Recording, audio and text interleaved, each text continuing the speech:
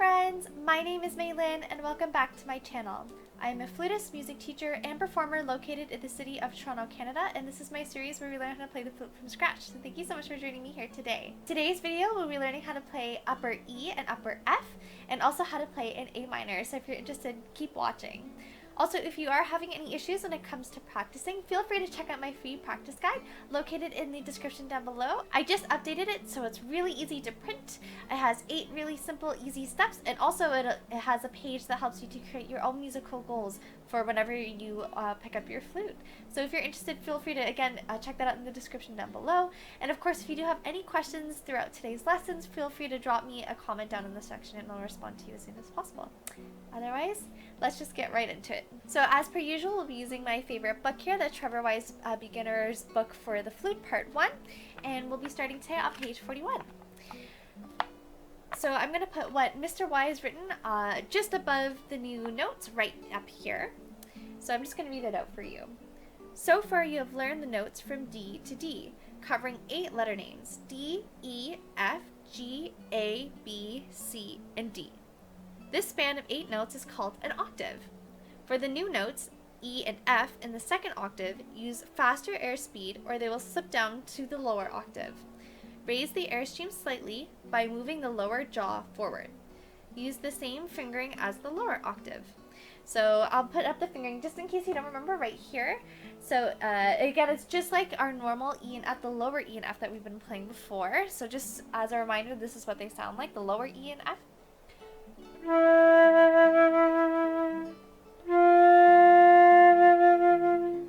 So now what we're going to do in order to get that higher register, where you see on the treble clef right there, it's just a matter of, again, like what Mr. Y has said, using a faster airstream and bringing your lips a little bit forward. Sometimes the jaw can come forward. It depends on your face and how the airstream works for you. This can take a lot of experimentation, but this is what the E should sound like.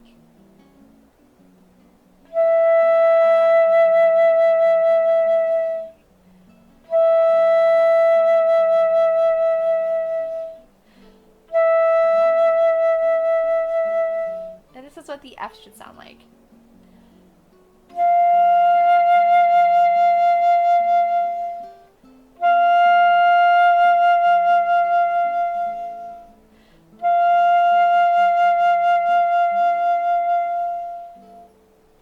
You want to start by starting on a note where you feel comfortable first. So maybe if you want to start on the middle D there, and then try slurring into that E. So that means not stopping the air with your breath, so continuing your breath and then noting what needs to change with your embouchure here and with your breath support as you move from D up to E, and then once you're comfortable with E, up to F. That could sound like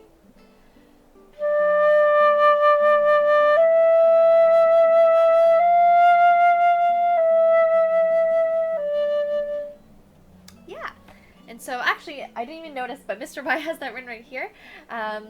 So that's kind of fun. So and then he has a little note here that says the fingering is the same as the lower octave. Use a faster air speed for these notes. So again, you could do that same thing with the D as well. So again, fingering that lower D. So remember, it's 1, 2, 3 here. 1, 2, 3. Press your thumb in the back.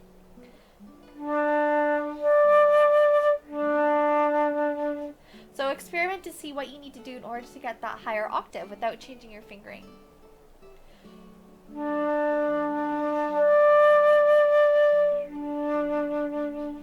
So what happens for me is my jaw actually ends up dropping just a little bit. My lips come forward just a little bit, and of course you are getting that faster air to go through.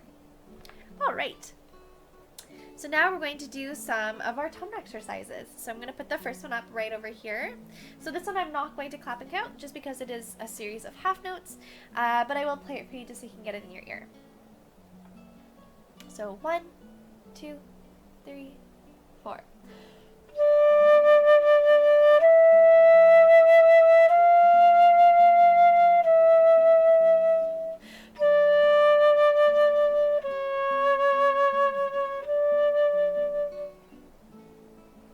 So this one is in a minor key, if you didn't realize. Just in case you're curious, it's in D minor, so the tonic is D. Alright, so now I'm going to put up the next one right over here. So this one is 2 lines long. Again, we're in 4/4, so that means 4 quarter notes per measure. This one I'm also not going to clap just because it is a series of quarter notes plus a few half notes here and there. Otherwise, that's about it. So I'm going to, again, play it for you, probably at that same tempo. Just make notice where Mr. Y does want you to take a breath, and that's every 2 bars. So 1, 2, 3, 4.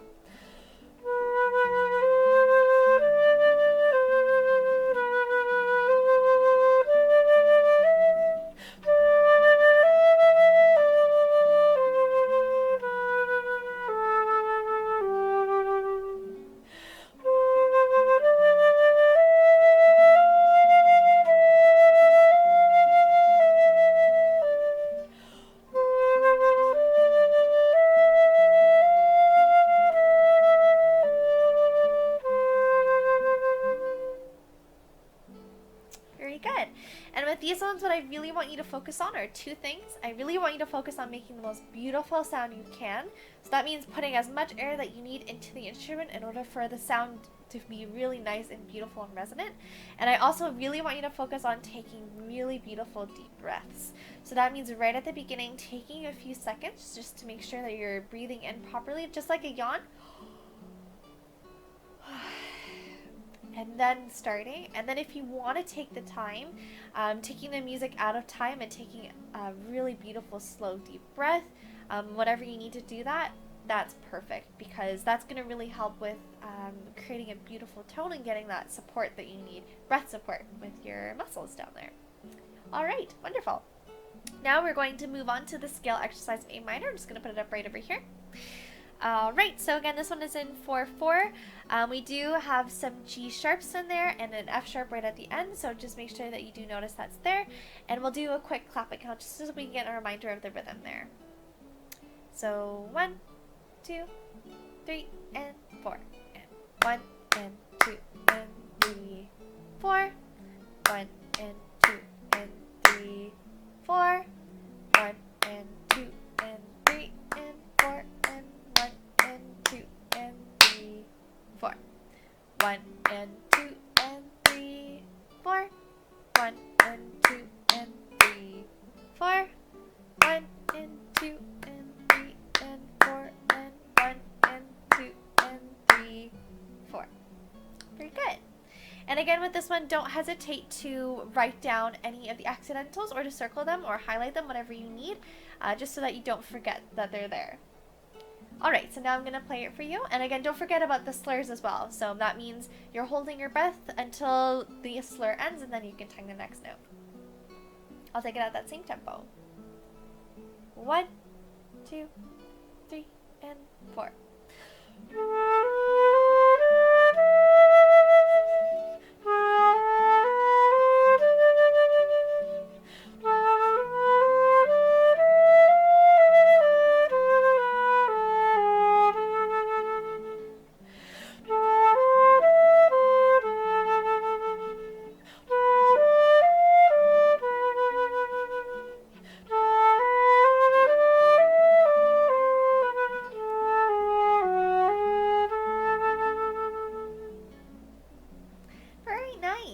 So when you are practicing this exercise slowly, really try and make it as beautiful and try and create a beautiful dark sound. With the minor scales, that's where you really want to have that beautiful, like, moody sound. So really feel free to experiment with that.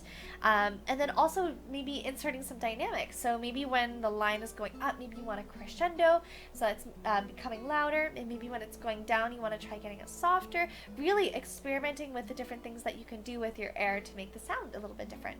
And then once you start increasing the speed, then I wouldn't focus so much on the dynamics, really focusing on listening to your fingers moving. So if you want to make it a little bit faster, for example, so 1, 2, 3, 4.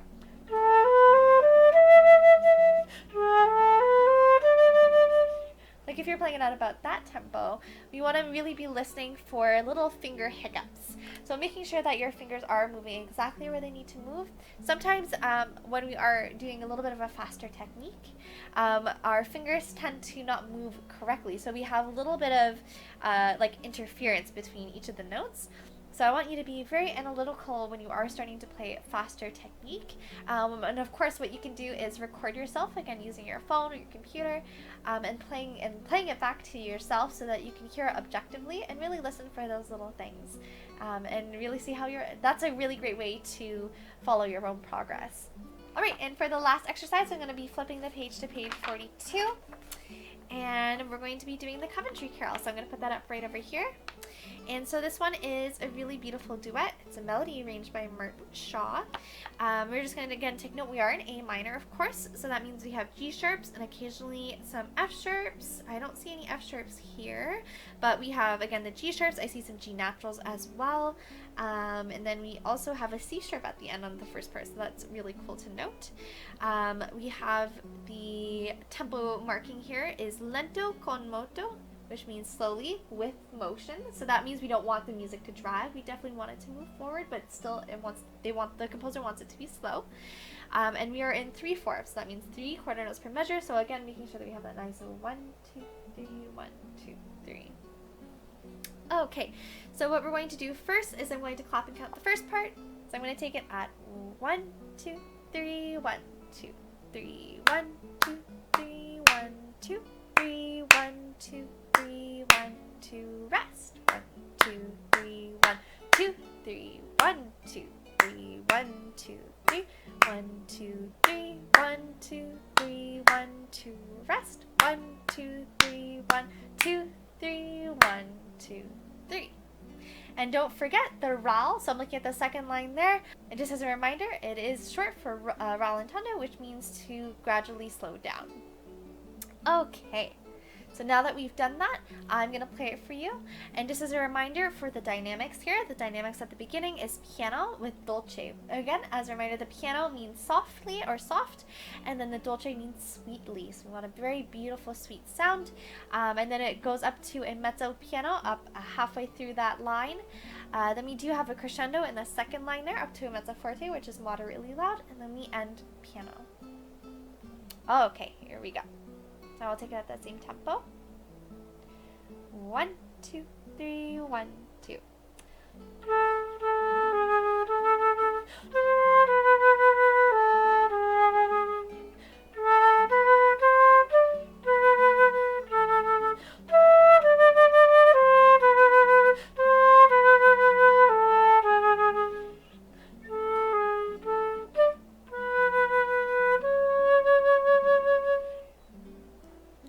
Beautiful. Okay, and now we're going to do the same thing with the clap and count with the second part. So again, it's very similar. There's just a few bars where it's a little bit different.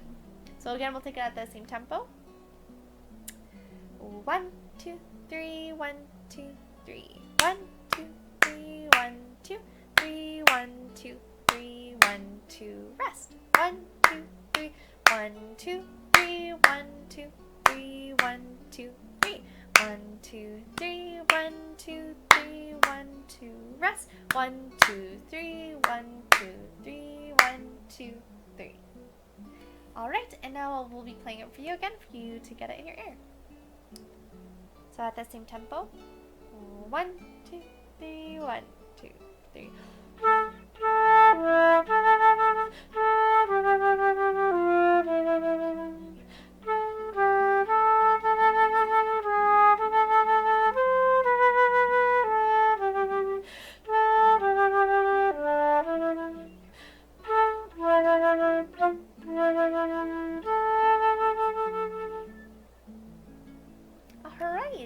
And that's going to be it for today's video already. So thank you so much again for joining me here today. As always, if you do have any questions, feel free to drop them in the comment section down below. And of course, if you are having any issues when it comes to practicing, feel free to check out my free practice guide, also located in the description down below. Again, it gives you 8 easy steps to follow to help you to get more productive practice sessions in. Also, if you do like this video, feel free to drop a like, and also to subscribe for more videos just like this. So thank you so much again for watching, and happy fluting!